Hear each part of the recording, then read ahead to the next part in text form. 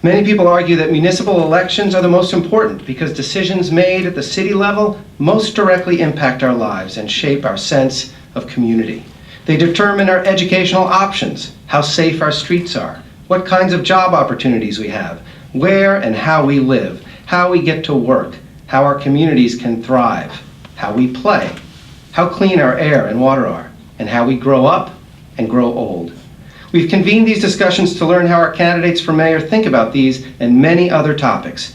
Councilor Jackson, welcome. Thank you for having me, Meghna and Megan. Well, it's great to have you. Now, I actually wanted to start, Councilor, if I could, by taking a little trip back in time. Going all the way back to March of 2013, when then Mayor Tom Menino announced that he was not going to seek another term. Because we actually had you and several other mayoral possibles all together in the studio that day. It was pretty tight. There was a bunch of you with me that day.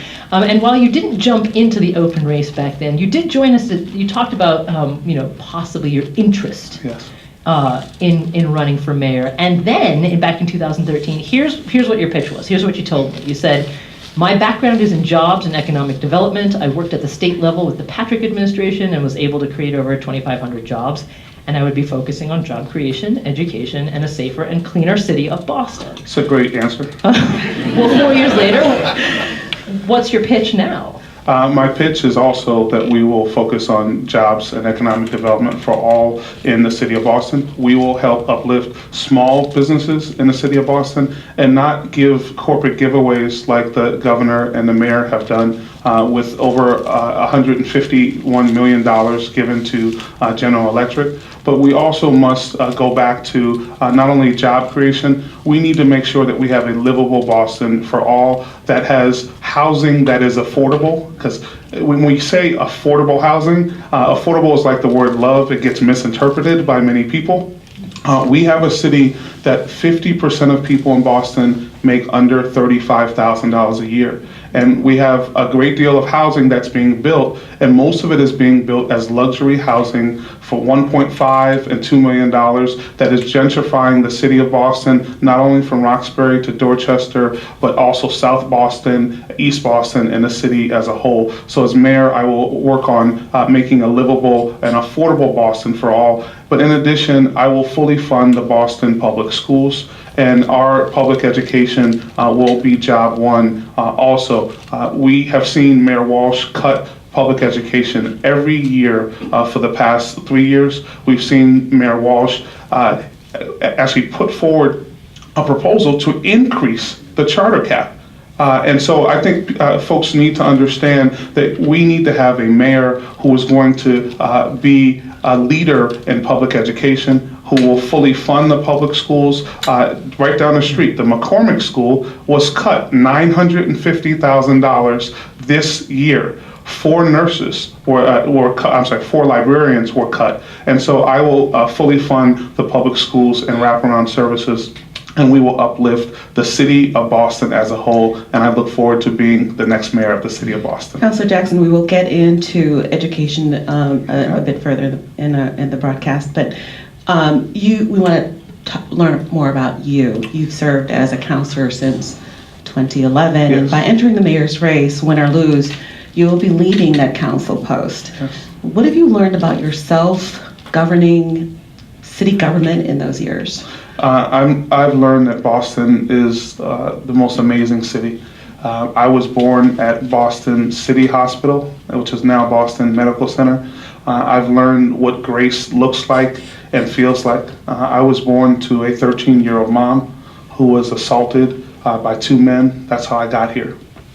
Part of my path has been as standing up as a man against rape culture, as standing up as a man to change who we define as a man.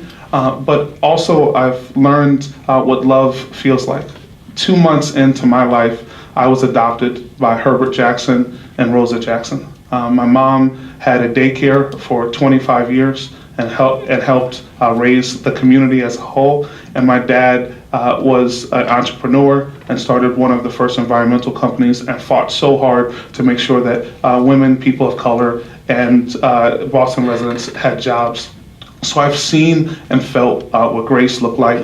I'm one of 8 actually. So my parents adopted 4 of us and had 4 biologically. I refer to them as the ones that they had and us as the ones that they chose, which makes me feel very, very special. But I've learned the city of Boston and neighborhoods and communities are so resilient. But I've also learned that neighborhoods in Boston need help. They need leadership, and they need decisive leadership that will help uplift all of those neighborhoods. 2 nights ago, I stood outside of a crime scene where a young man who was 18 years old was murdered. Yesterday, I received a call from that young man's mom and found out that I spoke at his graduation. Yes, we are resilient, but we as a city need to come together, need to innovate, not only in the innovation district, but we need to innovate and stand up as a city and uplift everybody in the city. Councilor Jackson, if I could just jump Yes, in ma'am. there, because I mean, you are the challenger in Yes, this ma'am. race, and it is customary for a challenger to come out swinging against the incumbent. So, you know, I'm hearing a lot of criticism from you of Mayor Marty Walsh, but we've got a question here from the audience. Okay.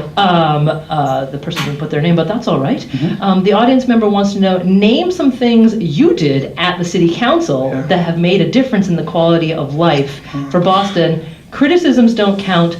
This person wants specifics. Oh, definitely. So, in fact, I helped save the financial future of the city of Boston. I am the only city councilor to step up and subpoena the Olympic documents that showed the finances. So they came before the council, and I asked them 5 times in a row to hear and see what they had promised to the United States Olympic Committee. They told me no. I sent them a letter, and I gave them a week, and they told me no. And I was the only city councilor to step up and put forward a subpoena. And within a week, a bid that Mayor Martin Walsh had actually signed was retracted, and we saved the financial future of the city of Boston. They said it cost $9 billion, and what we ended up finding out was that it cost $12 billion. Wasn't there strong opposition already swirling against the Olympic Yeah, bid? so I would say I want to give a great deal of credit to No Boston 2024 and No Boston Olympics and the community as a whole that stepped forward. But what I would note is that I did move forward and led in that regard. I also co-sponsored the Family Leave Act with 2 other councilors, Councilor Wu, as well as Councilor McCarthy. In addition, I put forward the resolution to support the Boston City Council standing up against a catastrophic proposal called Question 2, which would have taken much needed resources from the Boston public schools and moved them over to charter schools. Okay, well, I'm going to jump in here because you have been very outspoken on issues of education Yes, in ma'am. Boston, and Question 2 is a perfect example of that. But so let's dig in deeper into the question of education in the city of Boston. Because as chairman of the Education Committee, you've led protests and pushed for more school funding for Boston Public Schools. But I'm wondering, I mean, do you have examples of how your advocacy has created real, tangible results for children in Boston schools? Well, what I would note, I think additional funding, an additional $5 million of funding in last year's school budget is a tangible result. In addition, we have... Can you explain that a bit? Okay, What do you mean by I'm that? sorry about that. So last year, Mayor Walsh's budget only increased understand, we spent about $1.1 billion on public education in Boston. And so when we look at, what I look at are the increases, because we know there's something called inflation. And we know inflation is generally 3% per year. And so when I'm looking at a budget, I look at whether or not the budget proposal meets or closes that gap with inflation. Last year's budget, Mayor Walsh put forward $13 million increase. That is about a 1.3% increase. That does not cover inflation. And so I stood with the young people from BYOP and other organizations called Young, who stood up And remember, 3,600 young people stood up last year and said that you are not funding our public schools. And I stood with them, and we were able to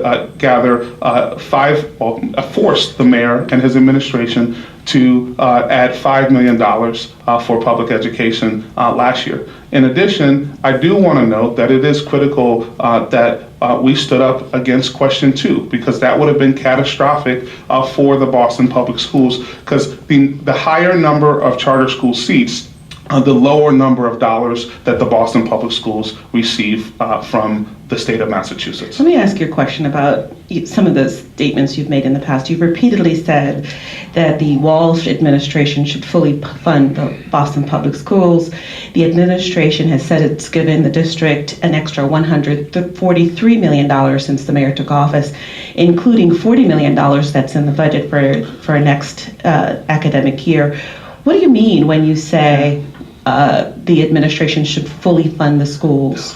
Definitely. So let's unpack the $40 million that was said to be given to the Boston Public Schools this year. So first, let's note that the Boston Public School teachers, which is it's mostly women.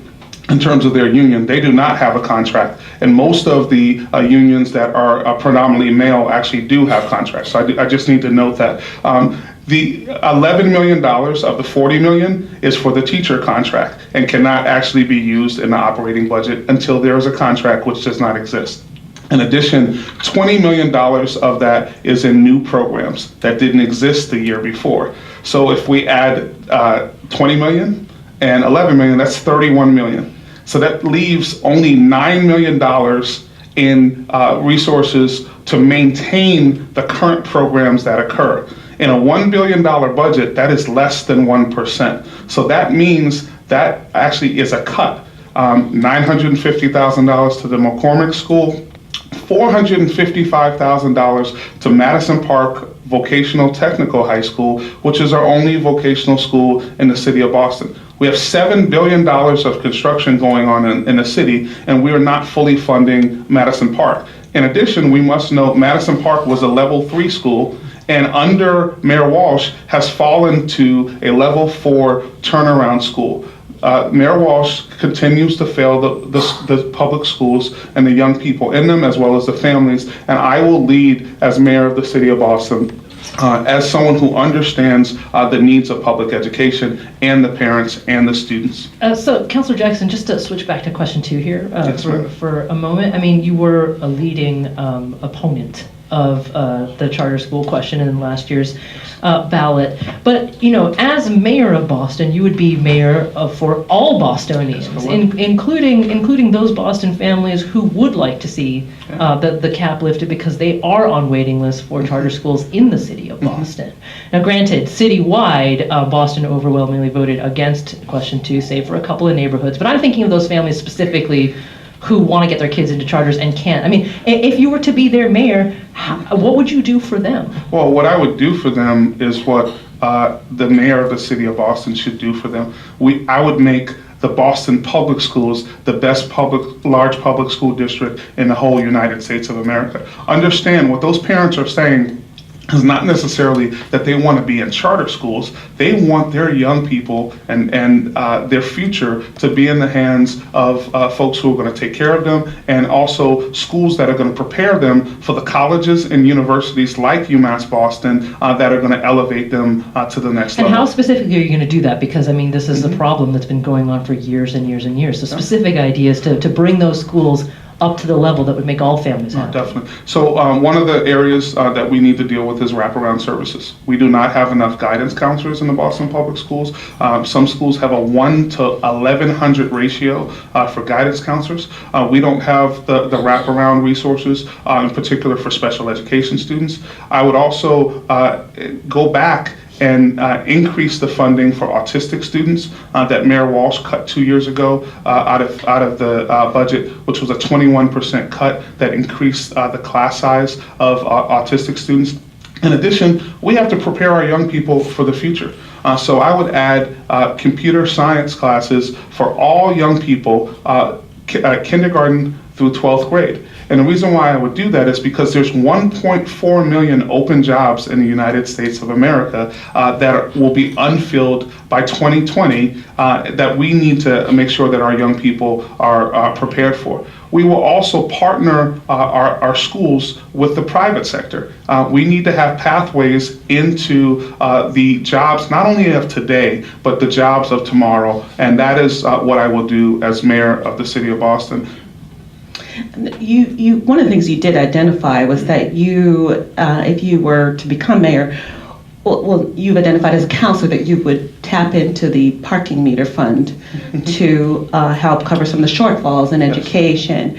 But that money is being used right now to fix squares, the administration says, to fix libraries, the administration says.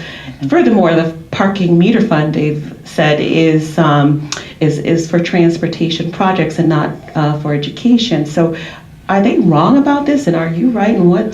And help us understand. Yeah, let's and this is we're gonna go into the weeds. So I'm gonna put my gloves on. We're gonna go into the weeds and do some gardening. Well, what is being said here is not particularly. It's not right. And so I'll tell you what can happen. So every time you pay a parking ticket, it goes into a fund called the parking meter fund. Those dollars can only be used for transportation. On an annual basis, the transportation budget of the city of Boston is about $20 million.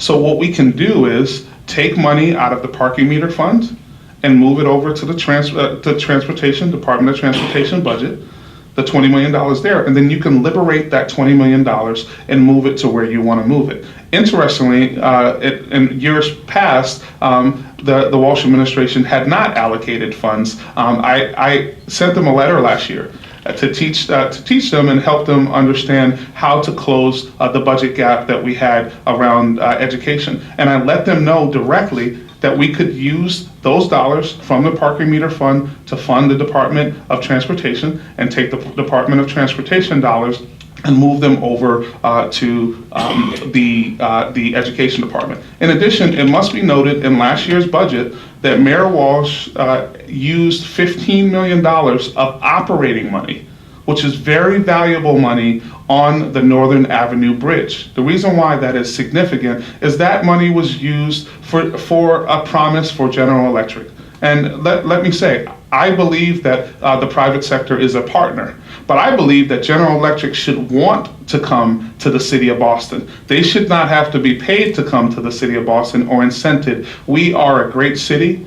We have great, hardworking people who are very educated in the city of Boston. So to answer your question, this is one of the things that I am very knowledgeable in, because I have done now 6 municipal budgets, and I will make sure that we have a budget that is thoughtful and forward-facing. And I would also say to you, we will be doing a budget. And you will get to see a Jackson budget in September, prospectively, about what I would have done this year to ensure that we are doing the right thing by people in the city of Boston. That we plan for the 5,000 youth summer jobs that we should have had this past year, and we plan for a safety plan for summer. So you will see that in the September timeframe. And so we want to definitely touch upon some other things that are of great import to Bostonians, and absolutely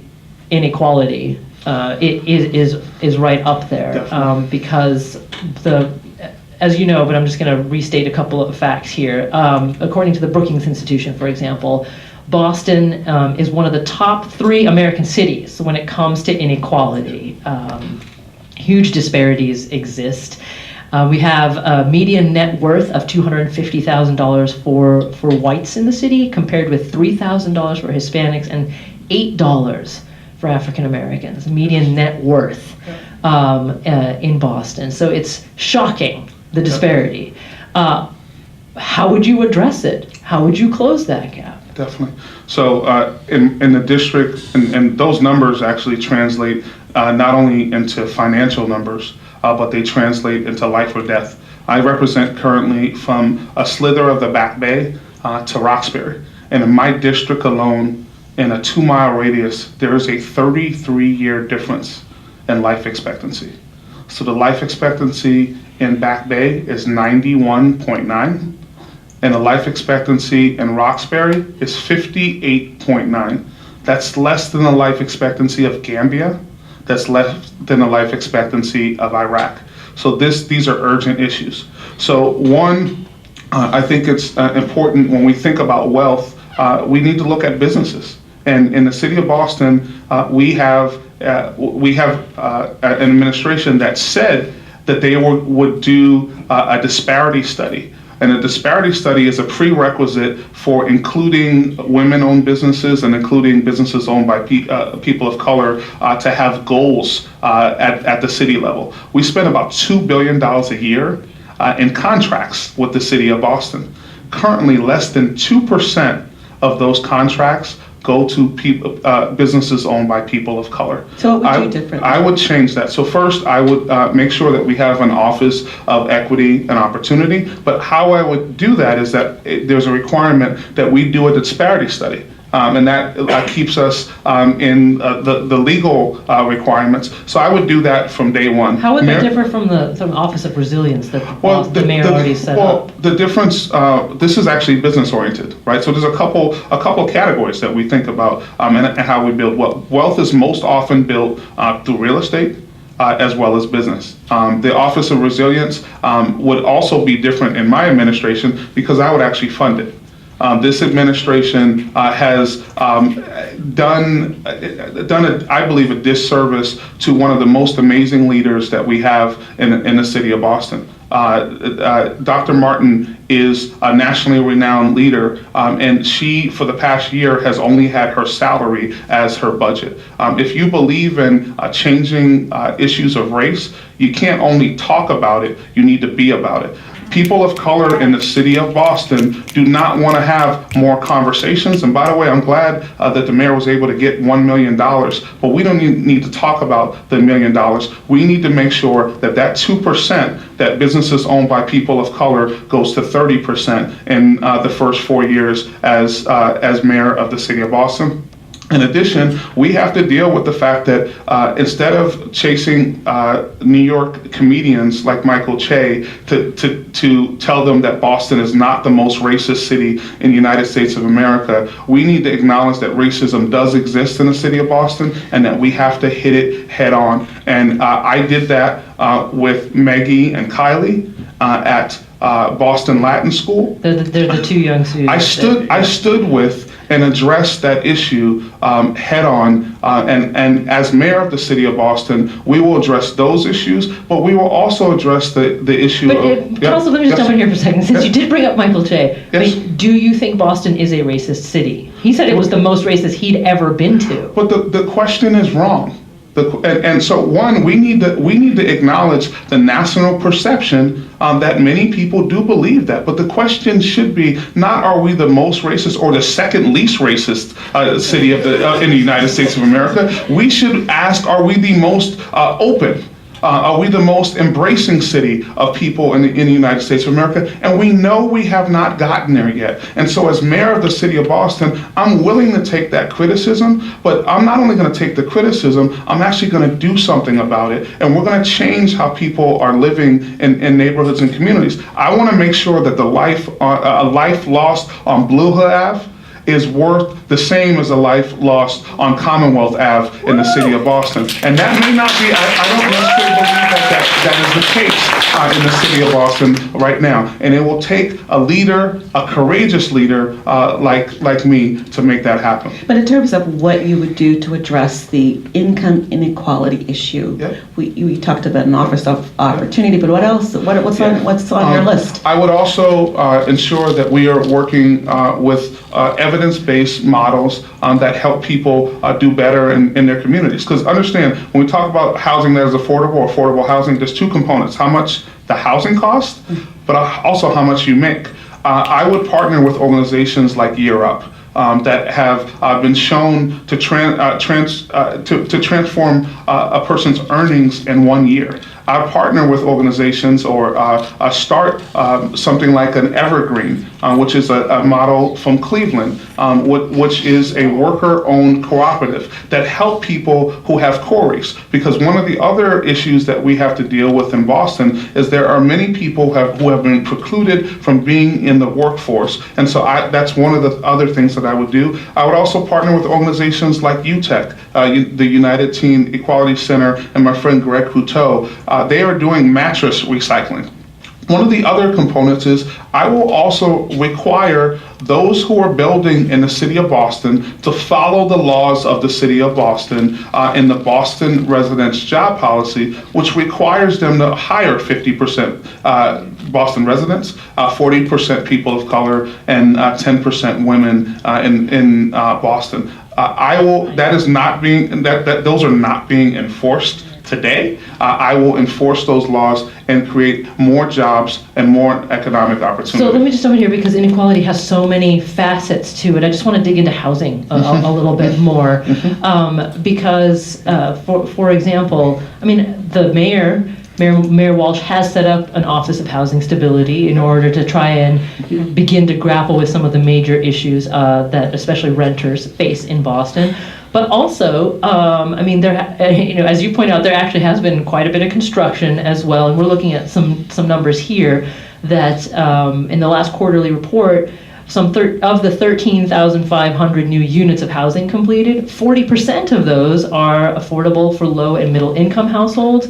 And nearly 40% of permitted units that are scheduled to be available, those are for low and moderate income households when complete. Now, I know you take issue with the language about affordability, but nevertheless, I mean, you can't deny that progress is being made. Well, the language is critical because the language is about reality.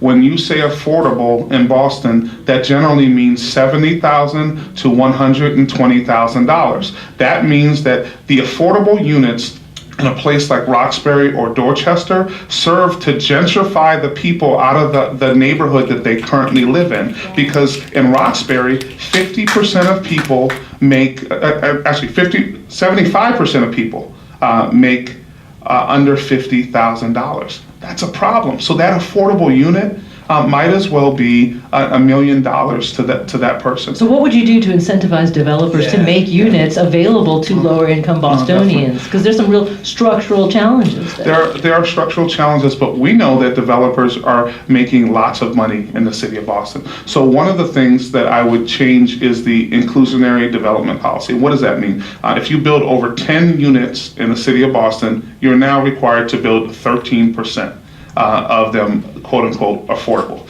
Two things that I would do. I would change the 13% to 20%. So like my friends in Cambridge have done.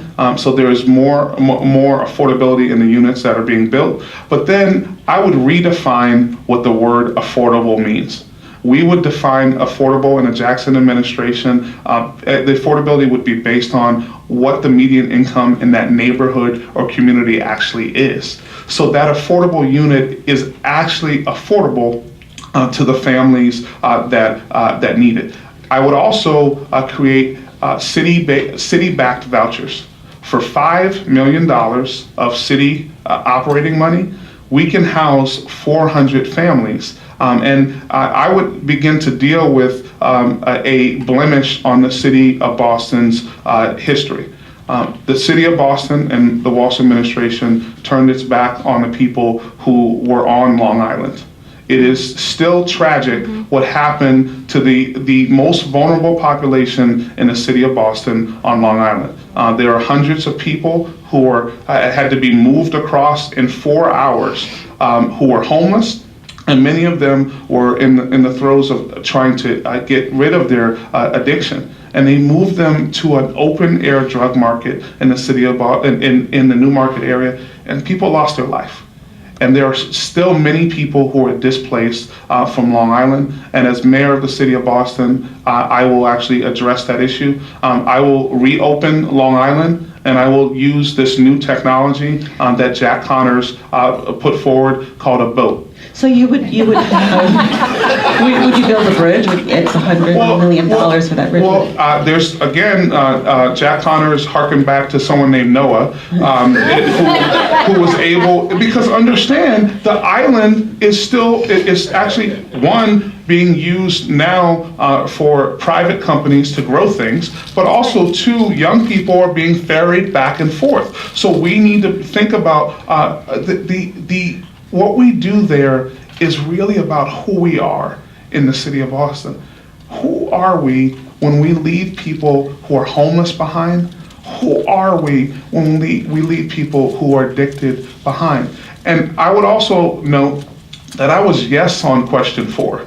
And the reason why I was for the legalization and taxation and regulation of cannabis was one, because of the issues around mass incarceration, but two, if we're having a conversation about dealing with addiction without talking about additional detox beds and treatment on demand and paying for treatment on demand, then we're not having a serious conversation. And $172 million by year 3 will come to the state of Massachusetts, and we should use those dollars to help our brothers and sisters who are addicted and need our help. And they are sick, and we need to treat them in that way. Unlike how we treated people who were on crack, who were in that same area 20 years ago, we can learn from that.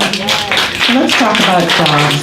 When you were first elected to the city council, you told your supporters in Grove Hall, and this is what you said, what I'm looking to do and what I want you to grade me on is how many jobs we're able to bring to this neighborhood, to District 7, a district that has for too long been neglected.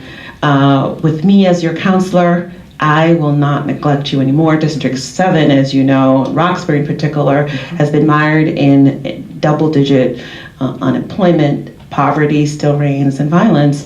So now you're looking to take the top job in the city, and how should people look at you now and what you've done in terms of bringing jobs to this district that really needs it? What grade would you give yourself? I would give myself a B+, right? And I would say there are many. We understand as a district counselor, we have 4 staff. And we have an amazing group of folks.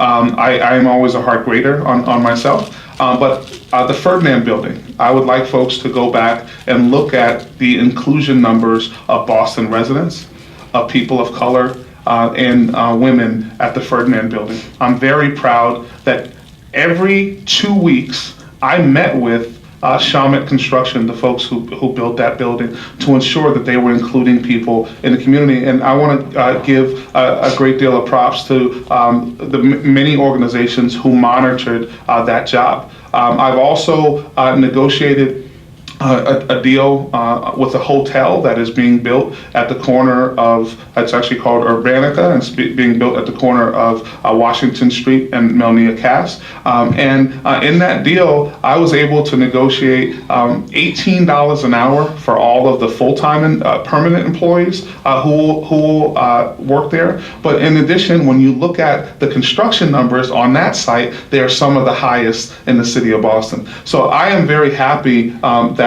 in terms of, in particular in construction that is happening in my district, that we will create jobs. But I think we also need to understand that our money should be spent in helping small businesses and innovative businesses in the city of Boston, and not writing large checks to companies like General Electric, who, by the way, are one of the largest polluters. If we have people who are interested in the environment, General Electric polluted the Housatonic River and still owes over $600 million to clean that river up. Councilor Jeff, let me just jump in here, because you've mentioned GE a couple of times. But again, I just keep coming to this idea that as mayor of Boston, you would be mayor of all of Boston. Yes, I would. So, and presumably, if you won the race, eventually you'd sit down with the CEO of GE, and he might come to you and say, you took a couple of shots at my company. Do you not want us here? Do you not want one of the biggest companies in the world to call Boston its home? Well, what I would say to you is, of course, GE is a great addition to the city of Boston, but at what cost? How is it that this administration is willing to write a $151 million check with the governor to GE and cut schools? How is it that this administration is willing to sign on to a $12 billion Olympics and not have enough money for homeless people who have addiction issues? There is an opportunity cost to the dollars that we spend. And in addition, the Kauffman Foundation has actually told us that companies who are over 11 years old lost the highest number of jobs during the economic downturn. The companies that still added jobs were innovative companies, and those innovative companies need a couple things. They need technology, that's a prerequisite to an innovative company. They need capital, which we have a lot of capital in Boston, but they need talent. And how is it that we are not helping that pipeline of talent in the city of Boston with our public schools, and so that we are prepared? And so I would love to partner with GE as well as the whole private sector. And I would also not only want to partner with them on these issues, I want to partner with the private sector on how we stop violence in the city of Boston, how we provide alternatives to many of the individuals who have not been able to find themselves in jobs. So they are a critical component, and I look forward to working with them. But Councilor Jackson, GE will bring with it 600 jobs, $25 million donation to the schools, which you care so much about. And why are those things so bad? Or are they bad, or what's wrong with that? It's not bad. Well, it's bad when General Electric said they were going to bring 800 jobs, and now you're talking to me about 600 jobs. I'm sorry. Well, but you're right, actually. So what General Electric, and I need to pull back. I see one of my friends in the audience who worked with me when I worked for Governor Patrick. I did economic development. It was my job to attract information technology companies to the state. One of the companies you might have heard of, Microsoft. One of the other companies you might have heard of, Google. We helped them increase their footprint in the state of Massachusetts. What we didn't do is we didn't give them the whole farm. They wanted to come here because of the talent. They wanted to come here because people in this region are very hardworking, and we have amazing colleges and universities. And so that is the reason why I am critical of the way that these deals have been put together. It also must be noted that the smaller, innovative companies grow jobs much faster. GE said they were going to bring 800 people to Boston, but they fired 260 or laid off 260 people from other plants in the state of Massachusetts when they came here. So the question is, are we at a net loss, or what will we have done with those $276 million? So Councilor Jackson, again, so many interesting issues, but I just want to switch gears a little bit here and talk about public safety, because you did mention that, and obviously another major issue for the city of Boston. But I just want to ask about the Boston Police and Fire Departments specifically, because there's an overlap here. You're talking about how key departments should reflect the diversity of the city. And that the city has actually taken steps to address diversity at City Hall, but perhaps not enough for who makes up the police and fire departments. What specifically would you do, specifically again, to increase diversity in the fire and police departments? Yeah, so one of the things that I would do is I would begin to work on the culture of both departments, and I would actually have implicit bias training in each department.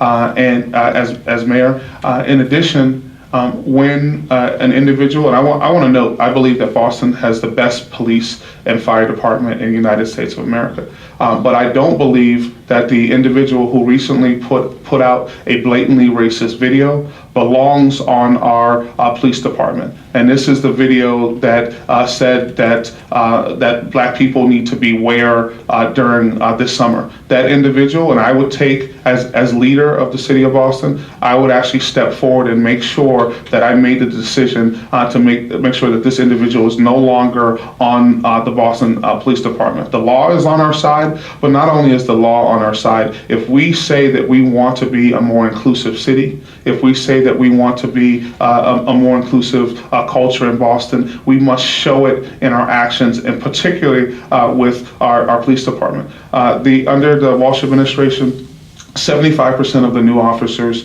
that have been hired are white, and 90% of the new fire people are white. I would double the size of the new classes, which we need to ensure. We have about 600 folks, 500 to 600 people who are up for retirement. That is critical. We will do a much better job at going after veterans who are people of color in the U.S., because there are many people who are coming to the city of Boston, and we will double the size of the cadet program, because each class has to take 1/3 of its class of cadets. Do you support the Fire Cadet program that's being talked about right now? I'm very proposal, I should say, not. Yeah, so actually I'm very intrigued. There's a hearing coming up on the Fire Cadet program. I am very intrigued at that program. One of the other pieces, and I've led this effort at the council, I will ensure that every single police officer wears a body cam. It is unacceptable in 2017 that we do not But have. how would you ensure it? Just getting the pilot program off the ground with Boston Police was a challenge. It was a challenge, but $38 million of our money has been lost in suits over the past 7 years. $38 million of money that could have gone to schools, of money that could have gone to bike infrastructure, of money that could have gone to many other departments. And we know, and do we even know if those transgressions were actually real? I don't know that to be the case. I do know that body cameras actually provide transparency and accountability, and I believe democracy when it comes to how we police in 2017. And by the way, these are not only for the community. The body cameras are also to ensure that our police officers are safe. One last thing, I would actually have a civilian review board that actually has teeth in the city of Boston, and the current civilian review board simply does not cut muster, and they've already said that they don't cut muster. One of the holdups with the body camera initiative was dealing with a very powerful union. Mm-hmm. There's a impasse right now with the teachers union. Mm-hmm. What skills do you bring to the table in order to be dealing with some of these big city unions that have traditionally fought change? Yeah, my collaboration and negotiation skills were honed in the private sector. The first part of my career was spent in the private sector. I worked for Johnson & Johnson in sales and marketing. I worked for Eli Lilly in sales and marketing. I worked for another company called Al Pharma in sales and marketing, and also went on to work at a company called Silverlink Communications, which was a startup. I come from the private sector. I've negotiated multi-million-dollar contracts in my career, and in addition, I have also approved many of the contracts that we are talking about. So I actually have the ability to hit the ground running when it comes to these contracts, and I greatly respect the work that all the city employees in Boston do. And I think it is frankly a shame that the Boston School Department has not struck a deal, and the Walsh administration has not struck a deal with the hardworking women and men in the Boston Teachers Union. Councilor Jackson, so we've just got about three-ish minutes left. The time does fly by fast. So there's a couple of questions about the campaign and politics in general that I'd love to push through a little, because let's let's face a certain fact, the latest poll in the race between you and Mayor Walsh was conducted by Suffolk University and the Globe. It gave Mayor Walsh a 31-point lead over you. I mean, is that lead insurmountable? It is. I actually view that poll a little bit different. You have a sitting mayor who has 5 million or 10 million. I don't know how much he has in his account, and he can barely poll over 50%. I also view that poll a little different because I was on the other side of the Boston 2024 Olympics. And one side of the Olympics spent $15 million to bring the Olympics, but the side that prevailed, the No Boston 2024 side and the No Boston Olympics side, spent less than $10,000. So, Meghna, I question whether or not Mayor Walsh has too much money to win. Okay, and those millions of dollars, they might be able to buy you a multi-million-dollar condo, but they're not going to buy you an election in the city of Boston. Councilor Jackson, I got to ask you something. 4 years ago, when Marty Walsh was running for mayor, you were one of his biggest proponents. You were one of his biggest champions. I sure was. What happened? What's changed? What changed is I'm disappointed in Mayor Walsh. What changed is when I decided to roll my sleeves up to deal with the issues that are happening in the community relative to Black and Latino men and boys, and I put forward a proposal that was unanimously voted on by the Boston City Council, 13-0. Mayor Walsh, this is actually before My Brother's Keeper ever got off the ground. Mayor Walsh vetoed the Commission on the Status of Black and Latino Men and Boys in the city of Boston. Yes, we are friends, but when it comes down to government, it's not about. It is actually not about what you say. It's about what you do. And Mayor Walsh has not helped the people who I serve. And has not advanced the city of Boston in the right way. As mayor of the city of Boston, I will uplift all people in the city of Boston, regardless of how many commas you have in your bank account. We're running out of time. I do want to get to one last audience question, which is, a lot of people don't know you. Why? Someone from the audience here asked, why should I vote for you? Why should you vote for me? Because I believe in democracy, accountability, and transparency. Because I have integrity and I will run a scandal-free administration in a Jackson administration. You should vote for me because I care about the city that brought me up. I am a young person. I am still that young person who the city of Boston gave that opportunity by taking me in and raising me up. And I simply want to be that same person to the young people who are in City Hospital right now, waiting to be adopted or placed into foster care. I have worked hard. I have been a city councilor for 6 years, and I have a demonstrated record of leadership and also taking on the hard issues and never shying away from the people that I serve. And I look forward to being the next mayor, and I ask you for your vote to become the next mayor of the city of Boston. My name is Tito Jackson.